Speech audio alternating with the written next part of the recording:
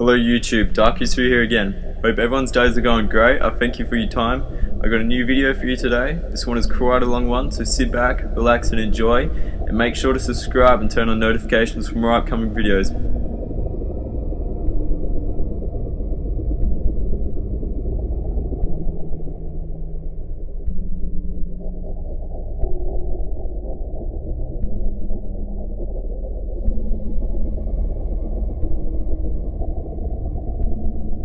Born on the 29th of February 1960, Richard Ramirez was an American serial killer, rapist, burglar, and Satanist.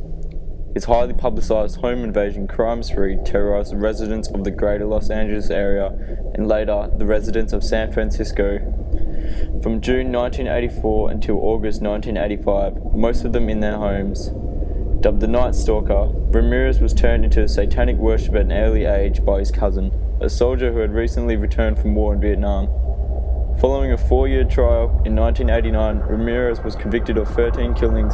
He received the death penalty and was sent to San Quentin Prison in California. He died in June 7, 2033, at age 53. Ramirez's criminal record began in 1977, when he was placed in juvenile detention for a string of petty crimes.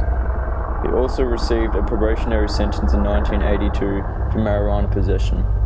He soon moved to San Francisco, California, and then to Los Angeles, progressing to cocaine addiction and burglary and cultivating an interest in weapons and Satanism. A car theft charge in 1983 led to a jail sentence. The following year, Ramirez was released from jail, a conscious satanic criminal. Ramirez's first known murder took place on the 28th of June 1984. Gaining access through a window, his victim was 79-year-old Jetty Vinkel, who was repeatedly stabbed in her own bed, with her throat cut so deeply she was nearly left decapitated. What follows was a spree of brutal murders, rapes and robberies, leaving more than 25 victims in its wake. His second known killing occurred nearly 9 months after his first. On the 17th of March 1985, he attacked Maria Hernandez, shooting her in the face with a .22 caliber pistol after driving into her garage. She survived when the bullet ricocheted off the key she held in her hands when she tried to defend herself. Ramirez then killed her roommate, 34-year-old Dale Okazaki, by shooting.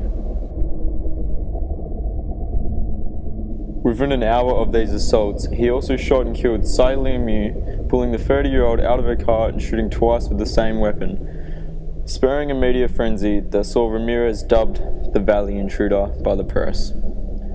Just 10 days later, on the 27th of March, Ramirez entered a home that he attempted burglary in a year earlier. At 2 a.m., Ramirez murdered 64-year-old Vincent Zazara by shooting him in the head with the same .22 pistol. Zazara's wife, Maxine, awoke from hearing the gunshot. Ramirez then beat her and bound her hands. While demanding where the valuables are, Maxine managed to escape her bonds and fetch a shotgun from under the bed, which was not loaded at the time. Ramirez was infuriated by her act and shot her 3 times with the .22 pistol, fetched a large carving knife from the kitchen. Her body was found mutilated with multiple stab wounds and her eyes were gouged out and placed in a jewelry box. Over the next 2 months, his murder rate escalated rapidly, claiming another dozen victims in a frenzy of burglary, assault, and brutal violence, complete with satanic rituals and driving Los Angeles into panic, with even the FBI stepping in to assist to catch Ramirez. The relentless media and police pressure, aided with photo-fit descriptions from his surging victims, forced Ramirez to leave the LA area that August. He moved to San Francisco, taking his first victims there, Peter and Barbara Pan, on August 17th. The press also quickly came up with a new name for the criminal, the Night Stalker, as most of his assaults took place at night in his victims' homes. Ramirez's final attack on the 24th of August 1985 led to identification of his stolen car by the victim 4 days later. After televised appeal, the car was found complete with his fingerprints inside, and his criminal record enabled the police to finally put a name to the Night Stalker.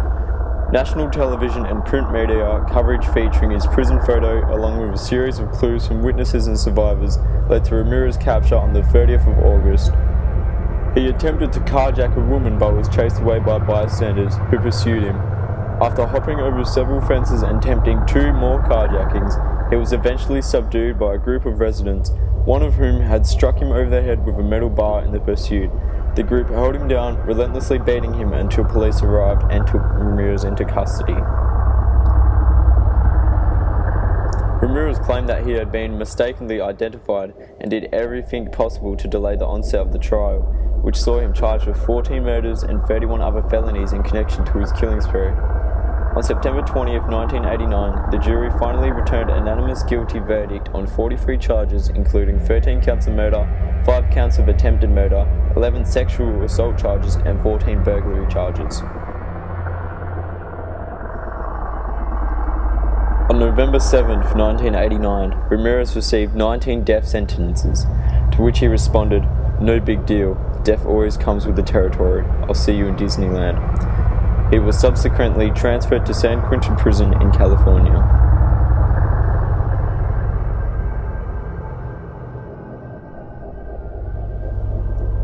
After 23 years on death row, Richard Ramirez died on June 7, 2013 at the age of 53 from complications related to B-cell lymphoma. According to San Quentin correction officers, Ramirez's death came shortly after he was taken to Marin General Hospital in Green Bay, California.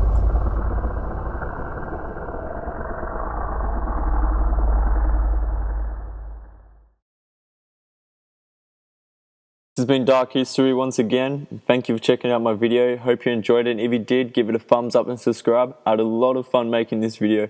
Let me know in the comments what you thought of it, and if you have any suggestions for the next video. You can also find me on Instagram as Dark History Official. I'd be very grateful for your support. Till next time.